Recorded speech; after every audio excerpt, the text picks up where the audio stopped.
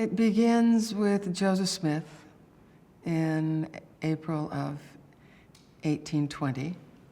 That's when the story begins. And it begins in the burnt-over region of New York, called burnt over because of the waves of evangelical revivalism, which Smith characterizes in his historical account of that moment, that there was a lot of contention, people arguing about which church was true, largely Presbyterians, Methodists, Congregationalists. And so it was setting the townspeople not only on edge, but over against one another. And as approximately 14 years old, he's disturbed by this. He can't tell which church is true. And so he reads the Bible. And the Bible is the recourse for all Americans during this period. It is the source without parallel of authority. They've deposed the king, of course. We're now a democracy. What most people don't realize is we also deposed bishops. The authority of the church had been democratized. And that's also true of the family. The familial order is being adjusted as well. So all these traditional sources of where you look to find steady ground and certain leverage are gone. And so the Bible is already high in people's estimation, but it's truly elevated in the American scene right then. So Smith turns to the Bible, he reads it, and there it says, if you don't, if any of you lack wisdom, this is the King James, ask God, and I don't get upset, and I give liberally, I will freely answer your questions. So he goes, secretes himself to a place where he can pray, and he has an experience with God.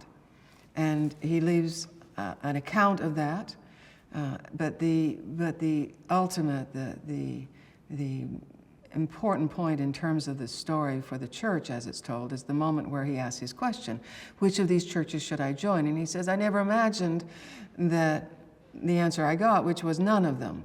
The answer to that question is the pivot point for the movement, where God says to Joseph Smith, of the other churches, of churches of that day, they teach for commandments the doctrines of men, having the form of godliness. They're okay as far as it goes, but denying the power thereof, denying the power of godliness. So one way to view the Mormon movement is it's about that lack of power. So you can see how revelation becomes really central to what Mormonism, where Mormonism begins and what it becomes. And this is one of the things that puts the rest of America on edge, because Protestantism believes that truth is held in the Bible, and the reader goes to the Bible in some sense rationally to receive that inspiration. Of course, the Holy Ghost matters, the Holy Spirit matters to all Christian movements, but there's a way in which revelation is put in the past. God has spoken, God has died, He has established through His actions in Palestine the salvation we need. We need to receive that salvation in our hearts and obey the moral teachings of the Bible. And Smith is going to say, yes, that's true as far as it goes, but you don't put it in the past. You bring it in the present. So you get prophets. And that's very destabilizing to a democracy that wants to rationalize power and authority and invest it in common people. But of course, Smith is democratic as well. He just wants to invest this revelatory power in individuals. And that becomes, and this is a big word, antinomianism, opposed to law, kind of chaos. If everybody's a prophet, again, how do you know who's right? And so this is where Mormonism begins and how it begins to unfold organizationally. And this is critically important. Many people in Joseph Smith's neighborhood in New York are having revelatory experiences. And some of them write them down, and we have those records. But they don't go any further. They say, oh, I am now saved, and I can witness that God is real. But Smith goes the next step, and this next step comes when an angel appears to him 4 years later and says, God has a work for you to do. And that's when he moves from being someone who's had a salvation experience to someone who believes he is called to organize a church. And that's the story of the Book of Mormon, where he goes and gets the Book of Mormon. He has 4 years of tutoring by this angel. And then the time comes when he is given a pass to go get this record. He gets the record and he begins to translate it. And that record becomes the work that heralds that announces that there's something new in the land, if you will, right, in this story. And that book becomes a way of authorizing Smith as a prophet. You cannot engage that book and find in it revelation and truth without having to deal with Smith himself as a prophet. They're a package. Missionaries go out, they present the book, and they're encouraged to read the book, to pray about it. Again, think of Smith as being the pattern here. If you don't know what's true, you go pray. This is a biblical pattern.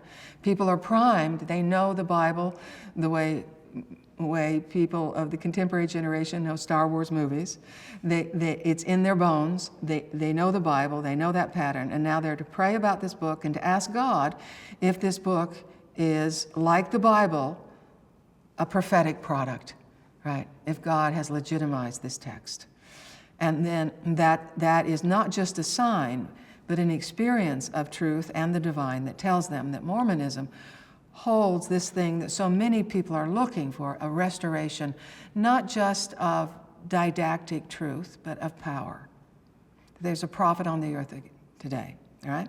And so Smith is a Moses figure, all right? He has an experience with God. He creates a book, right, the Pentateuch, and he creates a people.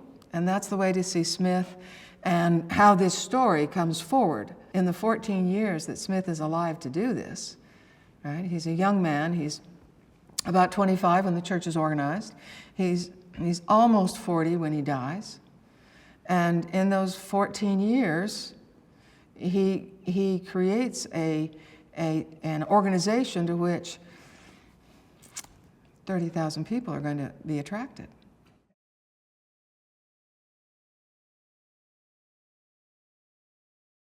This is one of the interesting things about Mormonism that sets it apart. It elicits both, it elicits extreme feeling on both sides, hatred and love. The people who gather to this movement love it. They find in it what they're seeking. They're able to build their lives within it and in response to it. And on the other hand, there are people you could say to the same extent, organize their lives or find in a kind of pole star in hating this movement. The one group saying, we have to gather to it. The other side saying, we have to eradicate it, not just debate it and defeat it, because they try all of that. They try to embarrass it out of existence. They try to shame it out. They try to argue it out.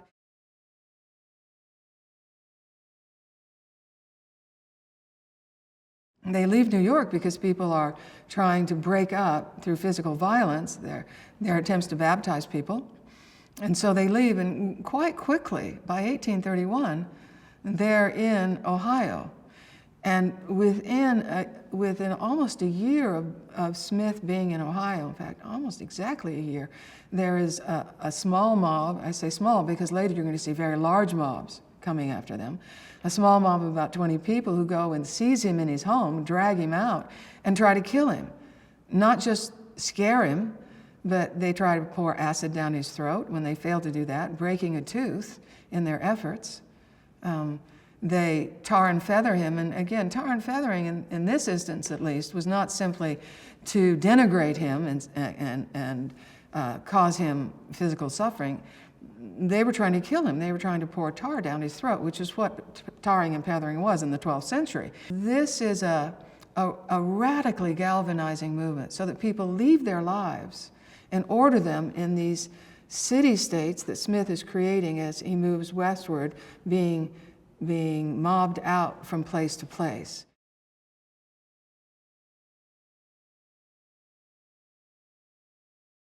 The headquarters of the church is in Ohio. They have gone to settle Missouri because that's supposed to be the site of their Zion. And so some of the Latter-day Saints from Ohio have gone to Missouri, and there's Congress between these two centers. But Missouri, at that time in its history, we know from Civil War history, is quite a violent place anyway. People are already engaged in fighting one another over slavery. And the Mormons come in, and they're anti-slavery. They won't baptize slaveholders. That's the big divide, of course, in American churches at that time. So we know that's part of what galvanizes the effort to eradicate them, because Missouri's in the throes of being slave or free state. And here a large group of people is moving in, and they're anti-slave. But there are other things that are going on there. It's primarily anti-religious. It's a kind of religion they don't want, and it's, again, this is where the political steps in, because they in this county where they are, in Independence County, as they grow in numbers, and as they're moved, as they're forced out from county to county, they still remain they still have a dominant influence on elections, because they're not only a large number of people, but they cohere, they're a community. And they vote pretty much the same way. I mean, they're free to vote as they want, but they know where their interests lie. They know who the anti-Mormon candidates are.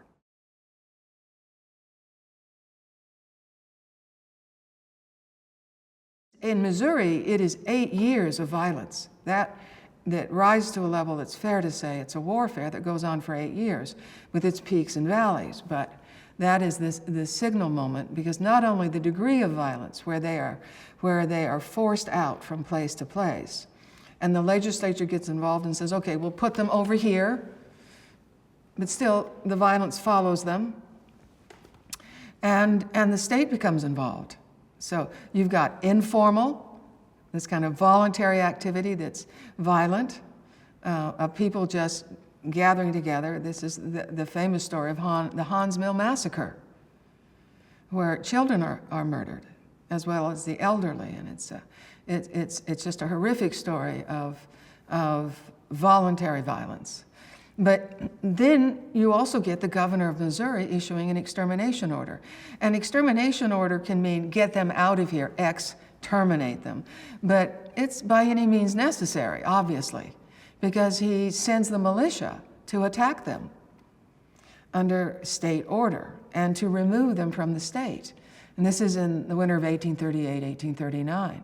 The other thing that was against the Latter-day Saints in Missouri is this is the Jacksonian era, where you have the Trail of Tears, and the indigenous peoples, the Amerindians, are being forced out into the wilderness themselves. And the Latter-day Saints move there as well originally when they go to Missouri, because they want to engage the indigenous peoples. They have a particular view of who they are in terms of salvation history. And one of the reasons the federal powers, as well as the local powers, are concerned about them is that they are engaging in a very different way with the native peoples than the Jacksonian administration is. So you've got that dynamic going in Missouri. The governor has a problem, but the problem is not how to protect the Latter-day Saints, necessarily. The problem, as he sees it, is how to get control of this situation, to stop this chaos, this pocket of chaos that's happening in Hancock County.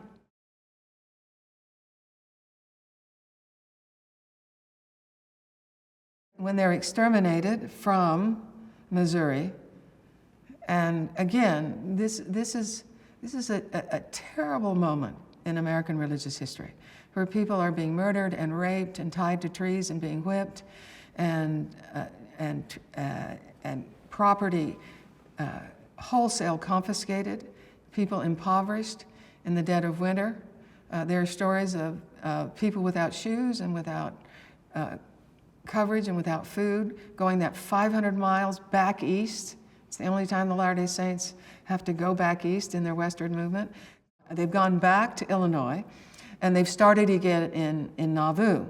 But Nauvoo is that moment where they're trying to gather people back. Most religions in America are riding circuit, or they're a standing church on the East Coast, but they're riding circuit. The Methodists are very good at this. They ride, they find a cabin of people, they teach, they convert, then they create a class, they grow in a place. The Latter-day Saints, they go to a place and people gather. So Nauvoo is the next chapter in that gathering. They're reconstituting themselves there. I don't believe, there are different interpretations of this, Smith ever intended to stay. He's looking at maps at a very early stage. He's saying we're headed west.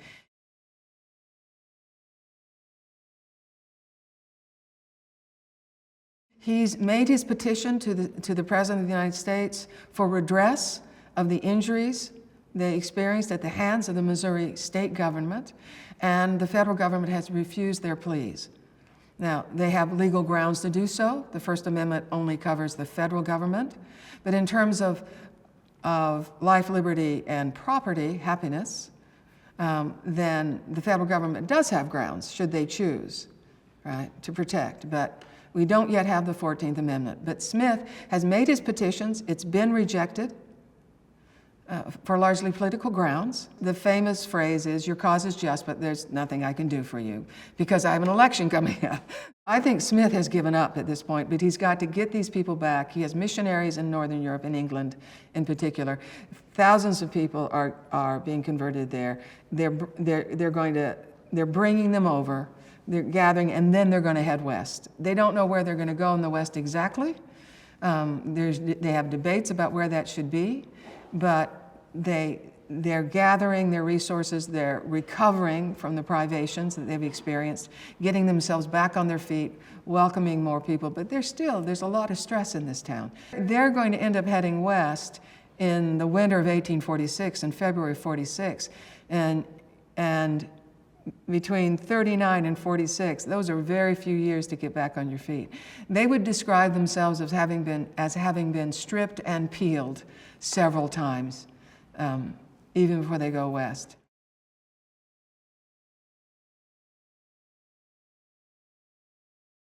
Things begin to go bad in Nauvoo very quickly.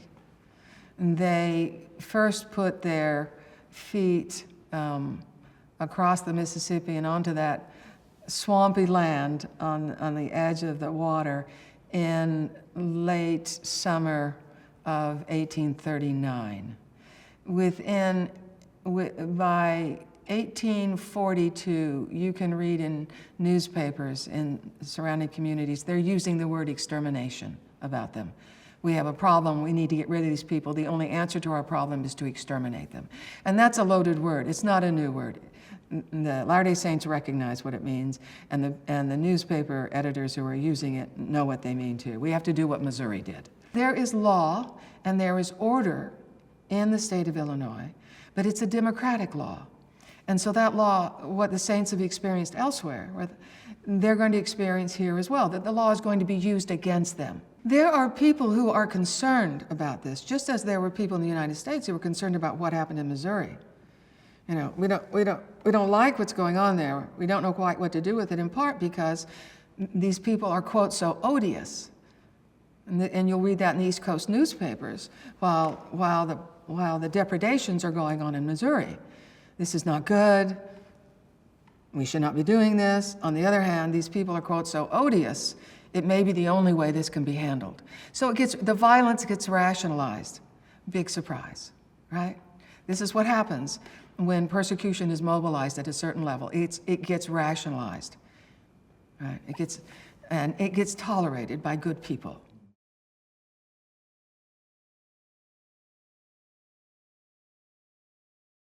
And Smith is going to ask to be relieved of his administrative responsibility in the town to devote himself to what he calls the perfection of the people, and that's a religious term. That's the building of this temple. Smith has a premonition that he's going to die.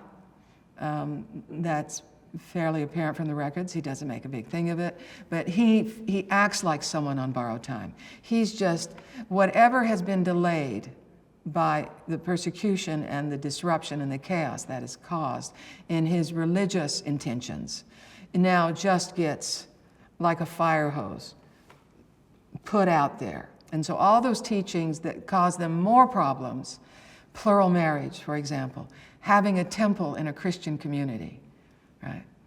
Those things, the teaching of his perfectionist doctrine that human beings are on a plan of salvation to eternal perfection, which is this, again, a religious term. It's that they can become like Jesus. Right? It's not unusual for Christians to talk that way, but the Latter-day Saints take it so literally that there are these endowments of heavenly power that are mentioned in the New Testament, the earnest of our salvation, right? This sealing of people up to heaven These are common phrases in the New Testament. Smith takes those phrases and he embraces that notion of endowments of power from on high that are gifts of the Holy Ghost that purify you and give you power to be better, to be more like Jesus. He's going to make that quite literal, and then he's going to say, and you not only get sealed up to heaven, but you are sealed to each other. That's part of being sealed to heaven. Those bonds that you make on earth that are righteous bonds and are sealed by heaven through this priestly mediating power that the Latter-day Saints believe they have, this priesthood that is Latter-day Saint, secures you to one another as well as to God in the afterlife. And that significance of the temple cannot be delayed any longer in Smith's mind. It's got to be done.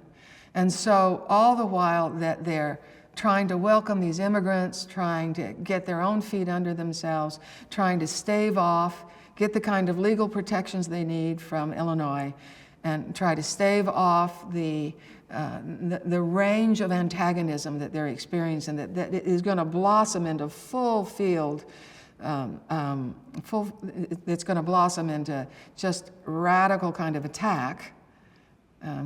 He's trying to build this edifice that has no parallel in east of the cities that we see. So it's a tourist site as well as they're building this huge edifice, because people have to go there to get that power. That's part of his plan to go west. You read in the New Testament that the disciples, the apostles in the New Testament are told to tarry until they can experience this endowment of power from on high, which is a Pentecostal experience in the New Testament. But Smith has ordered it so that it can be democratized and continually be received by individuals in the temple.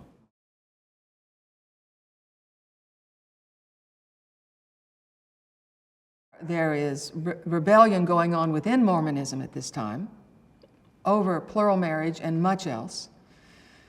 Mormonism is not without its schismatic meeting. Mormonism is not without its schismatic experience as well.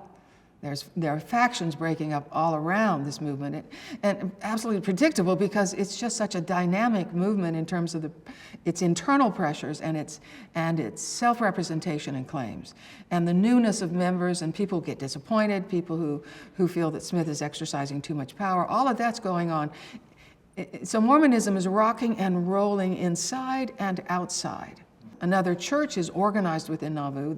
They print a newspaper that is meant to aggravate the sense of scandal and undermine Smith as a leader. At the very time, Smith is trying to keep control of the violence all around him, and the city council, acting within its law, right, destroys a press. Now, you can act within certain local law and regulations, still violate principles and values that are very important to democracy, and a free press gets pretty close to that. Everybody can read the writing on the wall, including Smith. And so he and his brother, knowing they're the object of not only the law, but the lawlessness, and they don't trust the law, and they have reason not to trust, because what we haven't spoken of is that Smith was put before a firing squad in Missouri, and the only thing that saved him was an officer in that militia that says to the person who is organizing the firing squad, if you do this, I will bring you up on charges. So after you kill Smith, you're going to have to deal with military law. So they don't, but they throw him in a dungeon, and they leave him there. And Smith does not want to be in another dungeon. And he only escaped that dungeon because of a jailer who turned his back.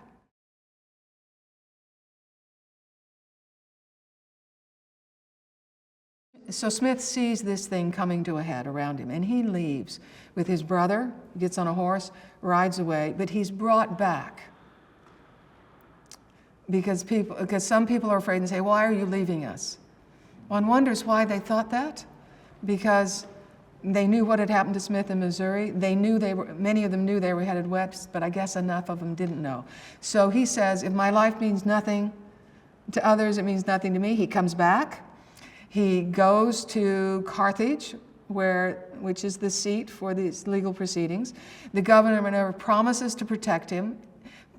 And so we would see this as he's put in protective custody in Carthage. The governor then leaves Carthage and exposes Smith to this violence. It's largely a mob created of a combination of Missourians who had never given up trying to drag him back into Missouri jurisdiction, and the locals in Hancock County in Illinois. They gather and they attack the jail and they murder Smith and his brother. And two people in the cell with Smith escape, one terribly wounded, and they live as witnesses to what happened.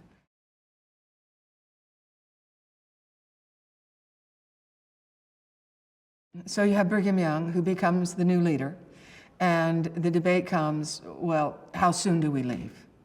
And some want to leave right away, and others believe that they must finish this temple for religious reasons. And think of the economic drain that temple is at the very time they're trying to consolidate their resources to go out into what they think is a wilderness. The Latter-day Saints are gathering their resources to leave. How many of them know that as leaving the United States? We don't know, but it's clear in terms of the leadership that they have given up protection. They have given up the putative protection of the Constitution, and they're going to establish themselves outside the legal boundaries. Now, we know, of course, what they don't know, that the minute they get there, the Mexican-American War is going to be solved by a treaty that puts them right back in the United States.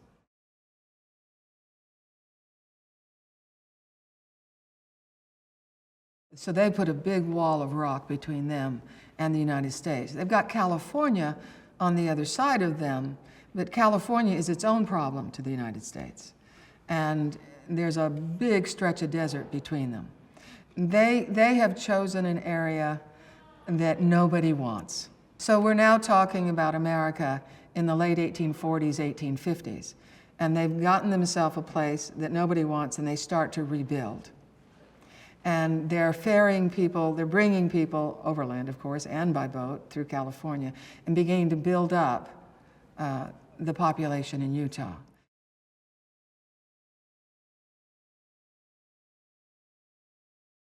When they first arrive, they meet the constitutional standards to become a state, but Congress refuses to admit them, even as they're admitting all these states around them. The Latter-day Saints are isolated, but they're by no means forgotten.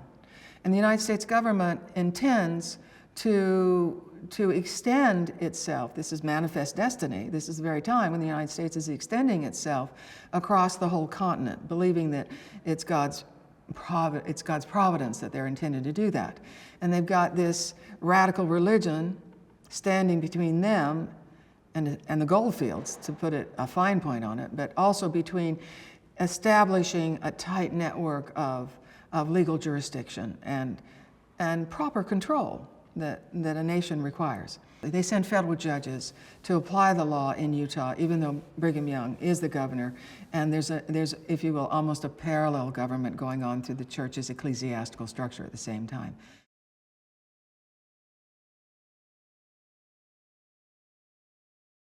There's a dust-up that causes them or gives them a reason then to go back to Washington and say, the Latter-day Saints are building a kingdom in the West that's hostile to the United States government.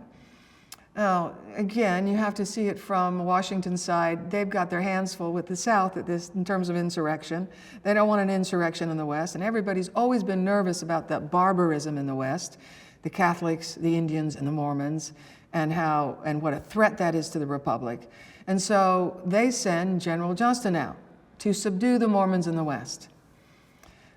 News of this event comes to, I don't know how the Latter-day Saints managed to have so many poetic moments in the middle of this drama, but news of Johnston's army is brought by a rider who barrels into one of the canyons where they are celebrating July 24th when they entered the valley and reached safety.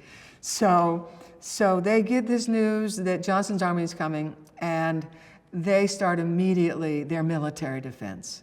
And they start harassing the army across. As it's winding its way to the west, they're attacking their supply trains there. So the Mormons are saying, this far and no further. You did it to us umpteen times, you're not going to do it again. And Brigham Young is sending the civilian population south. He's having men stand ready to fire and burn the city down to the ground. If you do come here, you are not going to get our our hard labor again. It will be the desert that we found it.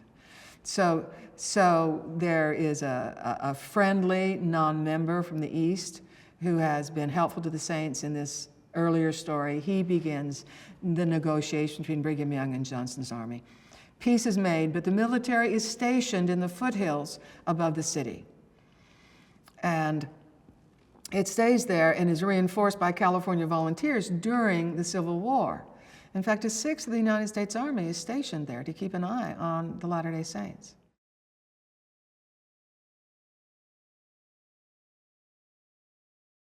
During this period, Brigham Young is replaced as governor, but you still have a population problem. This is a democratic nation. The people who make up the demos are Latter-day Saints. So if they're allowed to vote the way they want and live the way they want, it's going to be this, quote, theocratic government where they believe, this is Puritan, right? Think of how the Puritans wanted to live. The Mormons are trying to live like the Puritans wanted to, but couldn't. They just didn't, there was too much pluralism immediately in the colonies for the Puritans to pull it off, but the Latter-day Saints had pulled it off.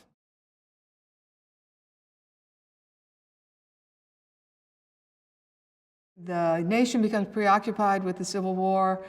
Things proceed apace in Utah and them setting up their villages and their various socio-cultural institutions.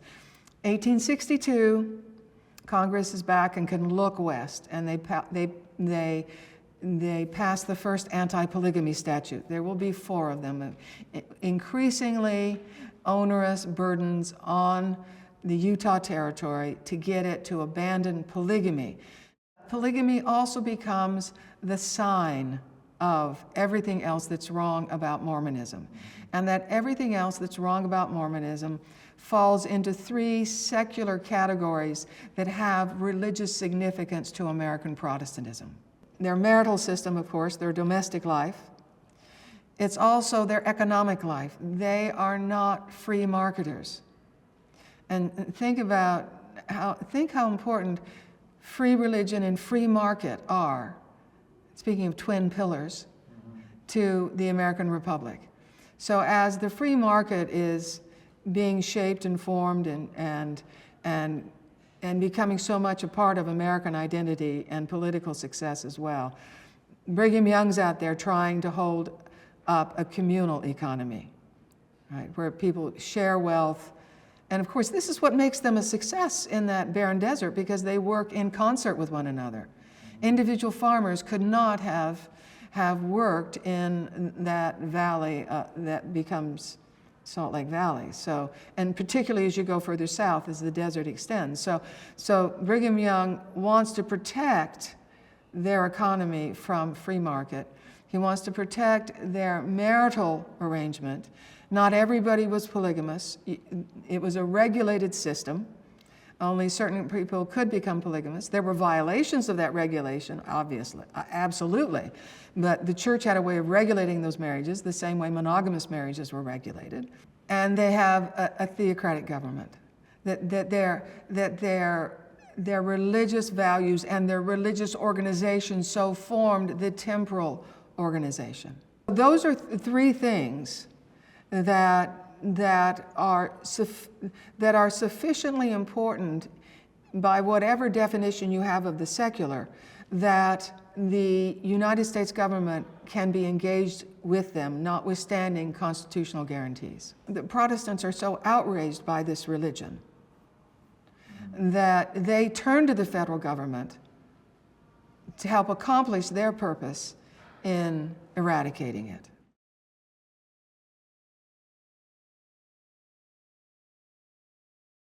Marital law was traditionally a matter of local law, right? Like criminal law is a matter of local law. And so if you think of a federalist state, the states had until the 14th Amendment in particular, had control over these local matters. You could have an established religion for a while in the United States, right? And marriages were always a matter, domestic matters were always local. But because of the battle over polygamy with Protestantism that engages the federal government, marriage becomes federalized. Think of what that's meant to us in the late 20th and 21st centuries, right?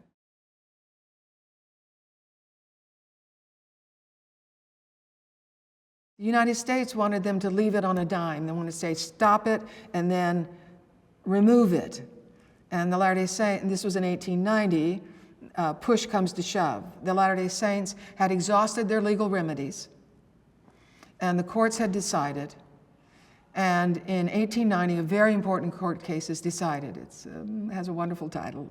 It's called the Late Church of Jesus Christ, as in the Dead Church of Jesus Christ, versus the United States. And it's called the Late Church because by statute they had stripped it of its legal identity. Religions have an identity in the United States as corporations, not as religions. And they'd stripped it of its corporate powers. And so it's the Late Church of Jesus Christ of Latter-day Saints. And that allowed the United States government to confiscate not just its property, but its religious property. And so when the federal marshal figuratively calls the president of the Church of Jesus Christ of Latter-day Saints and says, we're coming for your temples. And the temples are where this is their sacramental marriage, right? The temples is where those are to be done if they lose the temple. So that was the push came to shove. There are religious reasons as well. President Woodruff will announce this as a matter of revelation, that God says this is enough. Polygamy has served its purpose, its religious purpose, it's enough. And so the sacrifice is sufficient. There's biblical parallels for this. And so he issues what's called the manifesto. It's essentially a press release that through government pressure becomes a requirement. That's the beginning of it. One of the reasons that the church is dragging its feet is that you just can't stop this on a dime. These are family relationships. These are people with children. These are husbands with wives. They cannot just walk out the door. Now, some of them do. People assume that polygamy was something men wanted. There were men who did abandon their families because they had an excuse. But the church is adamant that those families that have been properly created under the law, both the church law and they believe, until the courts have decided, the law of the land, must stay intact until those families proceed and polygamy ends by people not creating new marriages. That's what they're willing to agree to. We will not create new marriages. Now, they still have trouble controlling that because the power to create these marriages has been extended in these various settlements. You cannot pick up a phone or send an email. And there's a lot of people who think that the prophet has fallen here. This is wrong what he's doing. So Mormonism has to sort this out, and it takes them 20 years to do that, a generation.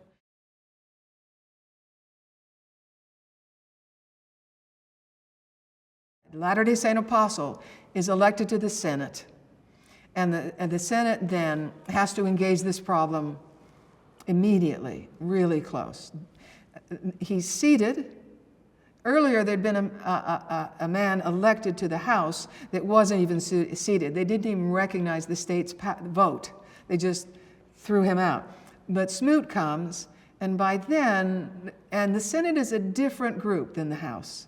It's less rough and tumble. So the Senate observes its procedures. It recognizes the vote, as we've seen so recently in our election. And they seat Smoot and immediately refer him to the Senate Committee on Privileges and Elections, right?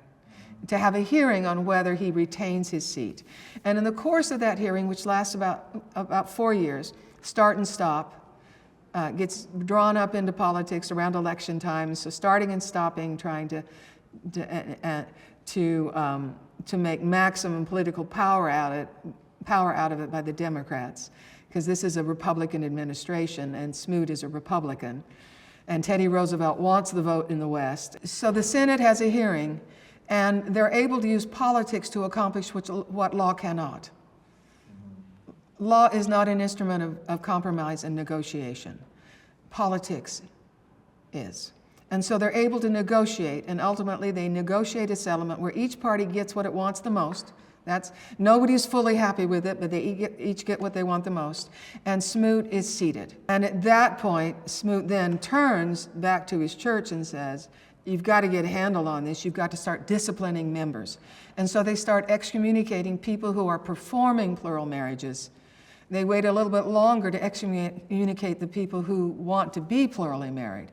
But you can see them doing this in stages. But by 1910, the president prophet of the church says, if you practice plural marriage, that is apostasy, because you refuse to recognize the revelation that the prophet has received, that this is enough, it's time to end it.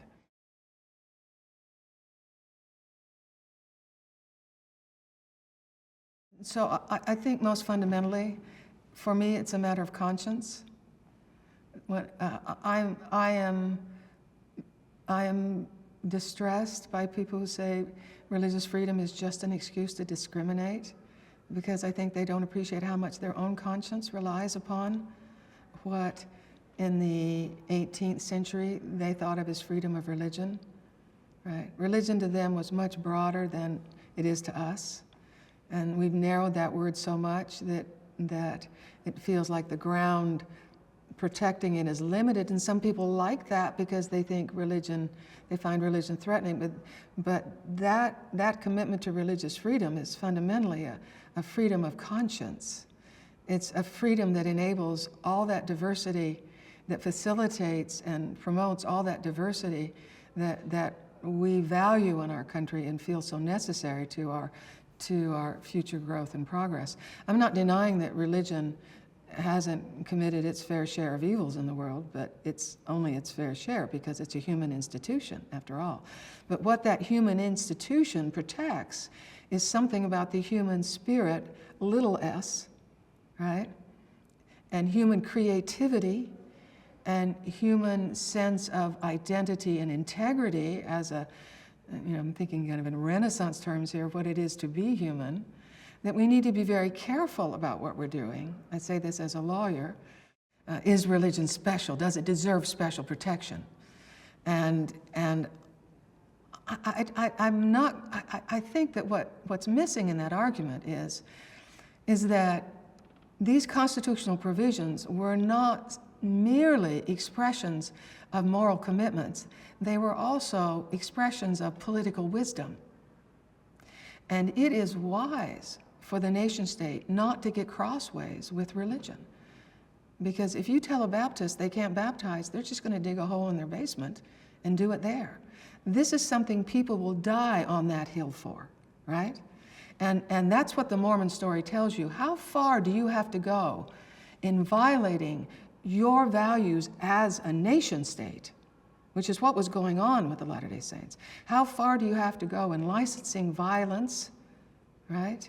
And indignity upon indignity to achieve what's left of your values once you finally oppress that religion sufficiently to conform it to the nation state.